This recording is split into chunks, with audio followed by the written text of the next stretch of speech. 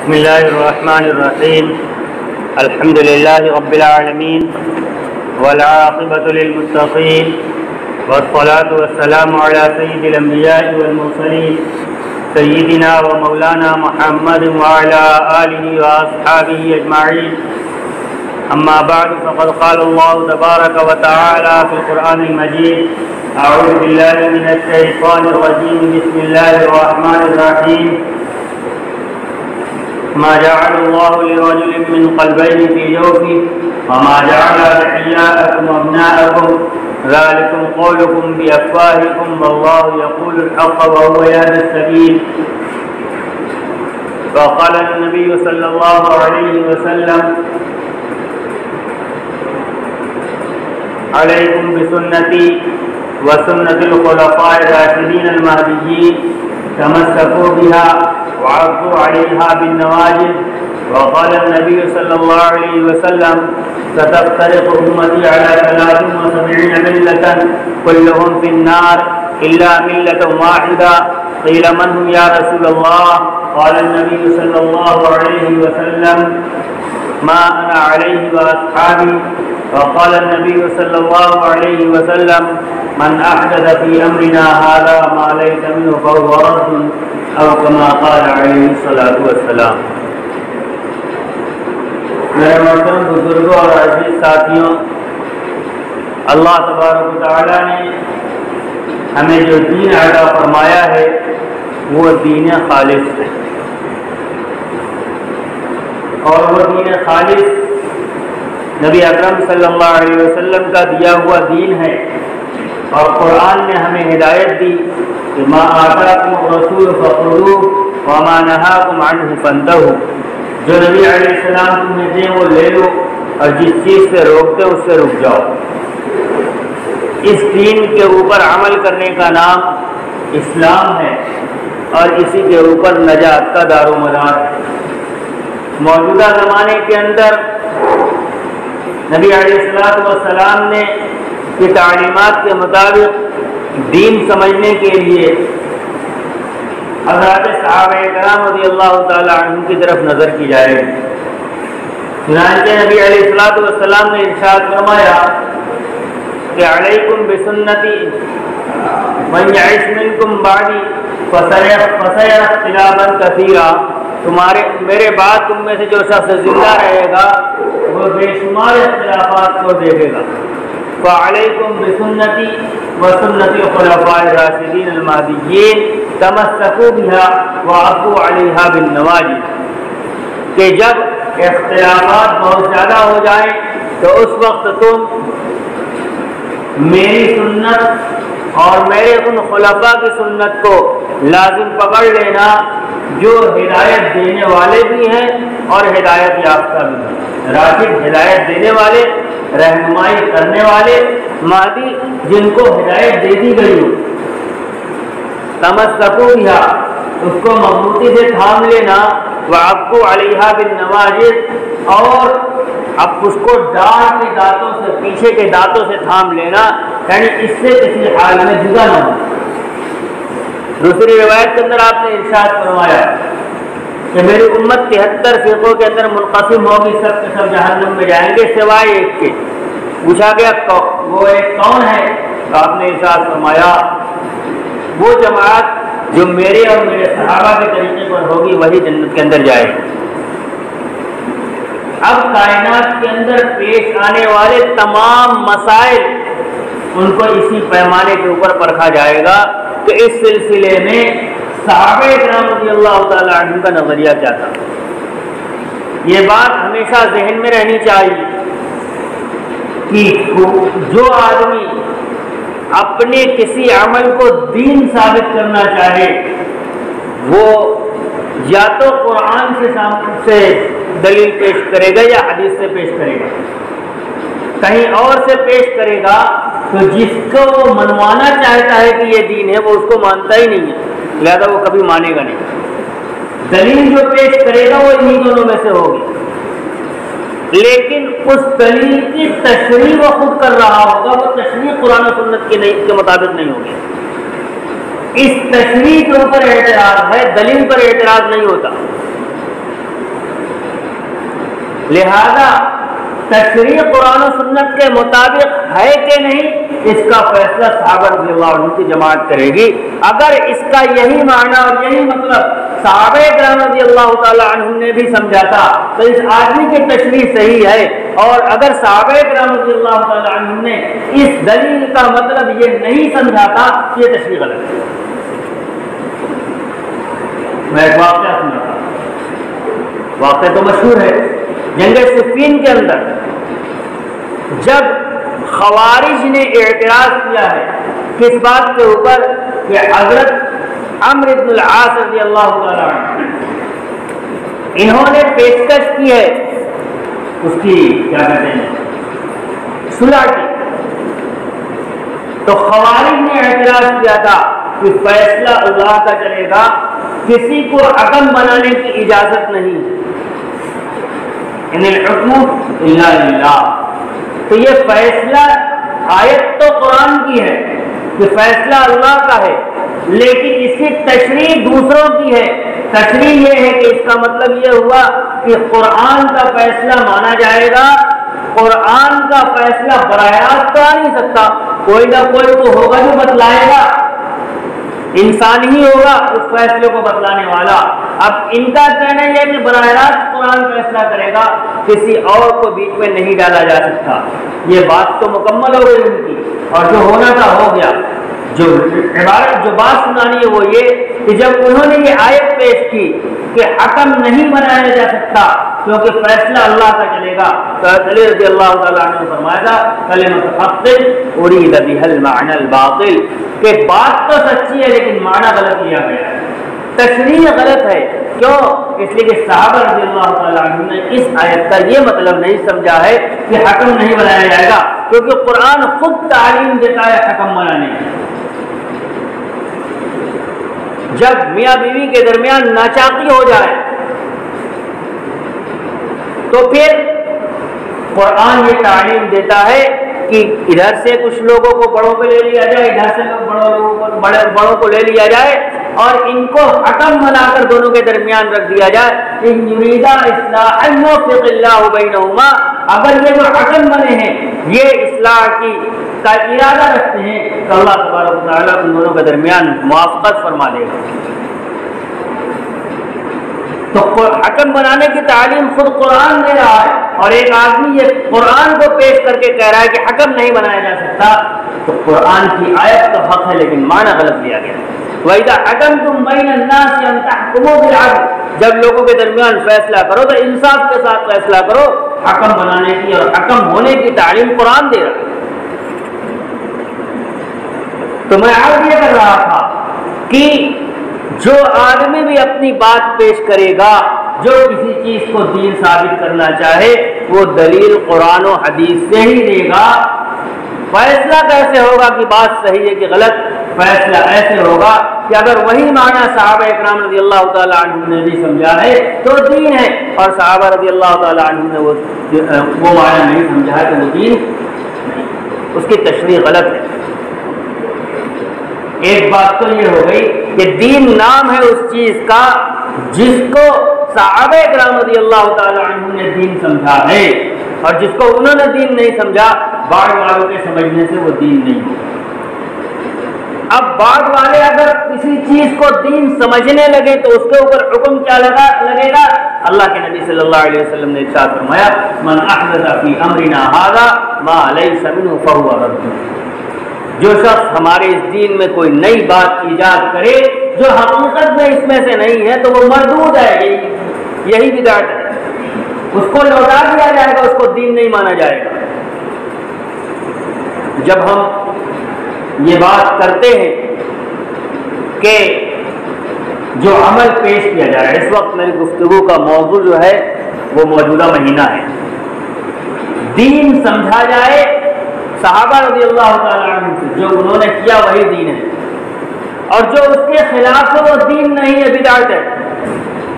اور اگر یہ دین ہے تو دلیل وہاں سے چاہیے، صحابہ رضی اللہ تعالیٰ عنہ کے عمل سے۔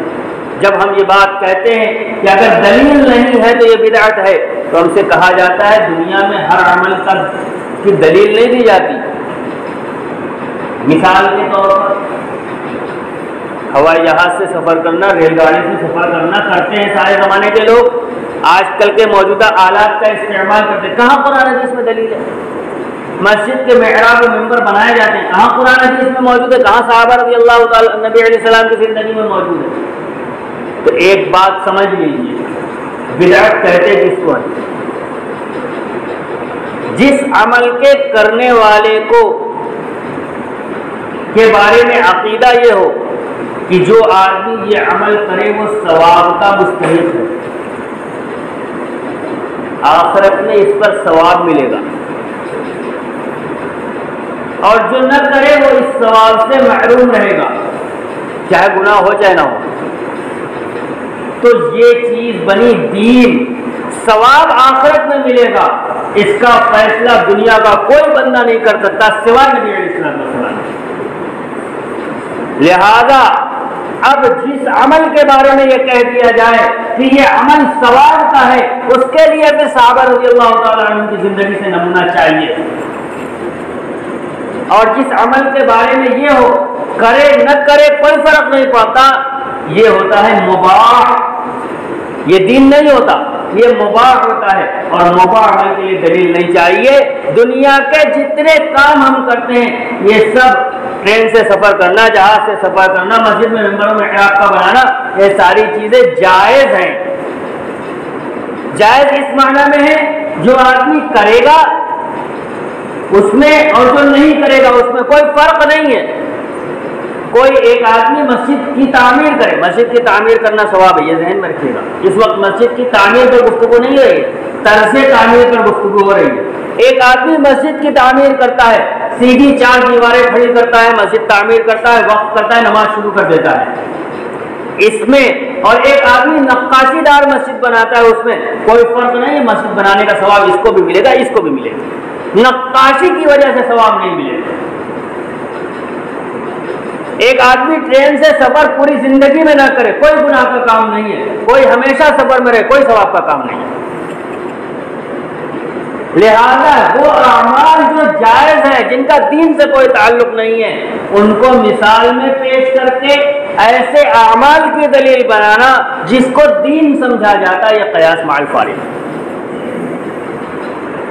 اب موجودہ زمانے کے اندر جو عمل ہو رہا ہے تاریخ کے تعین کے ساتھ، اس کو دین سمجھا جاتا ہے.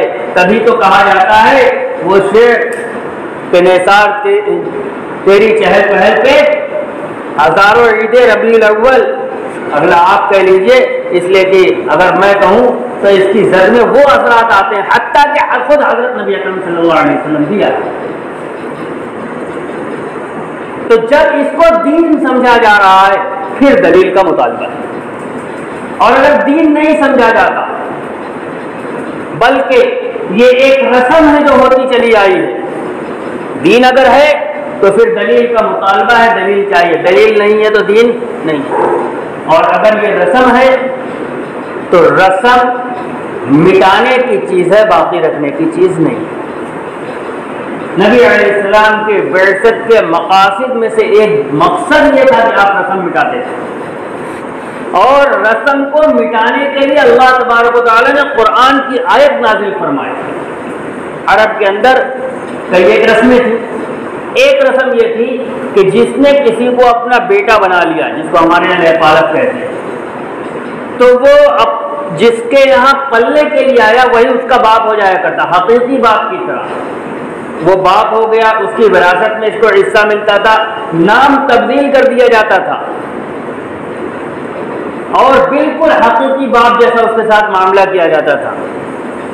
اللہ تبارک و تعالیٰ نے اس رسم کو ختم کیا اور فرمایا ما جعل اللہ لرجل من قلبین فی جوفی وما جعل ادعیاءکم ابناءکم، کہ اللہ تبارک ایک آدمی کے بارے میں مشہور تھا کہ اس کے سینے میں 2 دل ہیں، بہت ذہین آدمی تھا. تو اللہ تبارک و تعالیٰ نے فرمایا کہ اللہ تبارک و تعالیٰ نے کسی کے سینے میں 2 دل نہیں بنائے. یہ بات تمہارے درمیان غلط مشہور ہے. وما جعل ادعیاءکم ابناءکم، تمہارے لے پالکوں کو تمہارا بیٹا نہیں بنایا ہے. ذالکم قولکم بافواہکم، یہ تمہاری اپنی باتیں ہیں جو تم اپنے منہ سے کہہ رہے ہو. واللہ یقول الحق وهو یهدی السبیل، اللہ سچی بات کرتا ہے، وہ سیدھے راستے کی رہنمائی کرتا ہے۔ ادعوهم لآبائهم هو اقسط عند اللہ، ان کو ان کے ماں باپ کے نام سے پکارو، یہی اللہ تبارک و تعالیٰ کے نزدیک زیادہ انصاف کی چیز ہے۔ حضرت زید بن حارثہ رضی اللہ تعالیٰ عنہ کو نبی علیہ السلام نے اپنا بیٹا بنایا تھا، اور ان کو زید بن محمد کہا جاتا تھا۔ جب یہ آیت نازل ہوئی ہے تو صحابہ رضی اللہ تعالیٰ عنہ نے ان کو زید بن حارثہ کہنا شروع کیا، حارثہ کے بیٹے تھے، لیکن بیٹا بنانے کی وجہ سے زید بن محمد کہہ رہے تھے لوگ۔ یہ ایک بات ہوئی، اسی کے نتیجے میں یہ بات رسم کے اندر رائج تھی کہ اس لیپالک کی بیوی سے اگر وہ طلاق دیتے تو وہ آدمی جس نے اس بیٹے کو پالا ہے نکاح نہیں کر سکتا۔ اللہ تبارک و تعالیٰ نے اس رسم کو توڑا، فلما قضى زید منها وطرا زوجناکها لكي لا يكون على المؤمنين حرج في ازواج ادعیائهم، قرآن کی آیت اتاری کہ ہم نے آپ کے ساتھ آپ کا نکاح زید کی مطلقہ بیوی حضرت زینب بنت جحش رضی اللہ تعالیٰ عنہ کے ساتھ کر دیا۔ اس رسم کو اللہ تبارک و تعالیٰ نے توڑا ہے، اور رسم کو توڑنے کے لیے اللہ تبارک و تعالیٰ نے انتخاب حضرت نبی اکرم صلی اللہ علیہ وسلم کا فرمایا۔ کسی صحابی سے رسم نہیں توڑوائی، رسم توڑوائی نبی علیہ السلام کے ذریعے۔ ایک رسم یہ تھی کہ اگر کسی نے اپنی بیوی کے بارے میں، یہ عرب کے اندر مشہور تھا، یہ طریقہ تھا ان کا کہ اپنی بیوی کو کہہ دیا کرتے تھے کہ تم میرے لیے ماں کی طرح ہو، تو وہاں یہ رسم مشہور تھی کہ جس نے بھی کہہ دیا کہ تم میرے لیے ماں کی طرح ہو، وہ حقیقی ماں ہو جایا کرتی۔ اللہ تبارک و تعالیٰ نے اس رسم کو بھی توڑا۔ قد سمع اللہ قول التي تجادلك في زوجها وتشتكي الى الله والله يسمع تحاوركما، اللہ تبارک و تعالیٰ نے فرمایا کہ تم جو کہتے ہو،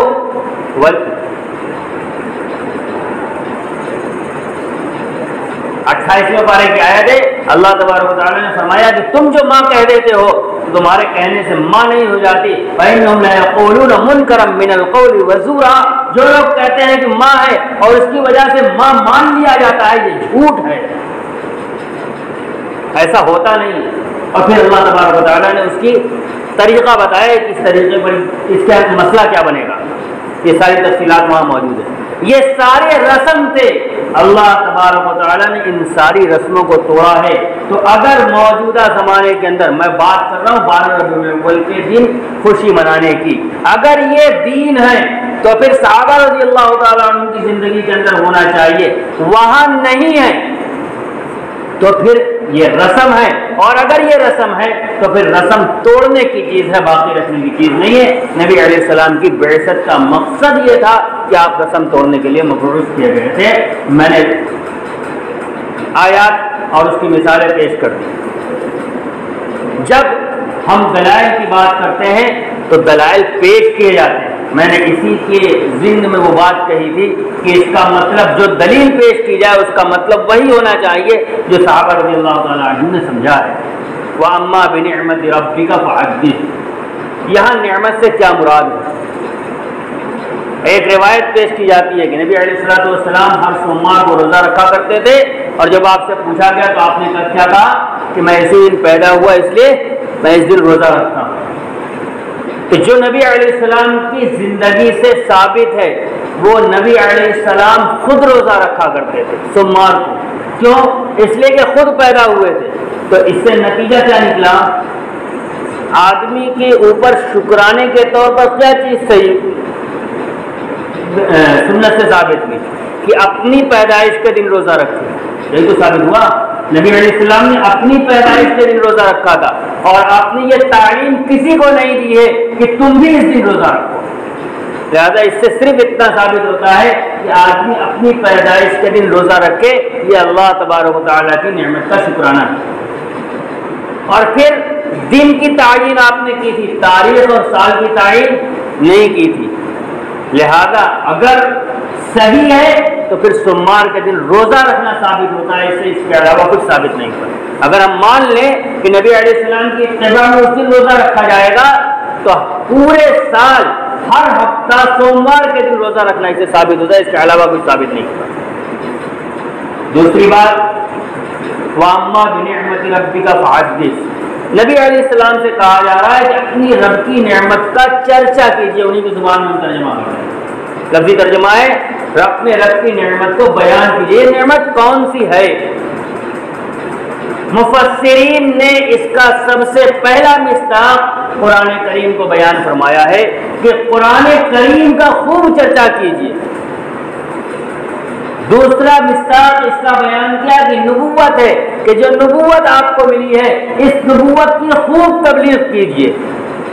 مفسرین میں سے کسی ایک نے بھی اس کا یہ مطلب نہیں سمجھا ہے کہ آپ کی پیدائش نعمت ہے لہذا اس نعمت کا جشن منائیے۔ تو پتہ چلا کہ آیت تو اپنی جگہ پر درست ہے، لیکن آیت کا جو معنی بیان کیا جا رہا ہے وہ اسلاف میں سے کسی نے سمجھا نہیں ہے۔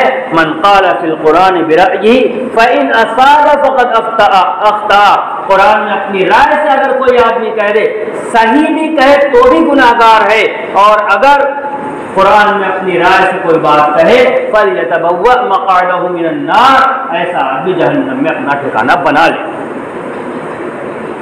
قرآن کے اندر تفسیر منمانی نہیں چلے گی، وہ چلے گی جو اسلاف سے منقول ہے۔ ایک بات اور بیان کی جاتی ہے کہ فلاں موقع پر نبی علیہ الصلوۃ والسلام نے منبر لگایا اور صحابہ رضی اللہ تعالی عنہم نے آپ کی صفات بیان کی، فلاں موقع پر ایسا ہوا، فلاں موقع پر ایسا ہوا۔ آپ بتاؤ نبی علیہ السلام کی سیرت بیان کرنا غلط ہے؟ ہم نے کبھی نہیں کہا نبی علیہ السلام کی سیرت بیان کرنا غلط ہے۔ آپ پورے سال 24 گھنٹے سیرت بیان کیجئے، سیرت بیان کرنا عین عبادت ہے، نبی علیہ السلام کے اوصاف کو بیان کرنا، لیکن اس کے اندر وہ قیود لگانا جو قیود نبی علیہ السلام نے نہیں لگائی یہ غلط ہے۔ ہم نہیں کہتے کہ سیرت کے جلسے کرنا غلط ہے، خوب سیرت کے جلسے کیجئے، ہم بھی آپ کے ساتھ شریک ہیں، لیکن ایک مرتبہ بھی یہ مت کہیے گا کہ جو آدمی 12 ربیع الاول کو یہ کام نہ کرے وہ دین کے خلاف جائے، یا یہ مت کہیے گا کہ آج کے دن یہ کام کرنا ضروری ہے۔ نبی علیہ السلام نے جو قید نہیں لگائی، صحابہ رضی اللہ تعالیٰ عنہ نے جس کی قید نہیں لگائی، فقہاء کرام نے جس کی قید نہیں لگائی، وہ دین نہیں ہو سکتا۔ اور دوسرے الفاظ میں کہہ لیں 600 سال بعد جو چیز وجود میں آئی، پہلا عید میلاد النبی کا جلسہ جو آج کے زمانے میں ہو رہا ہے سن 603 ہجری کے اندر ہوا ہے، جو چیز 600 سال بعد وجود کے اندر آئی وہ دین کا حصہ نہیں ہو سکتی، ورنہ پیچھے کے 600 سال کے لوگ سب کے سب گمراہ ہو جائیں گے۔ اللہ تبارک و تعالی ہمیں سمجھنے کی توفیق عطا فرمائے۔ وآخر دعوانا الحمدللہ رب العالمین۔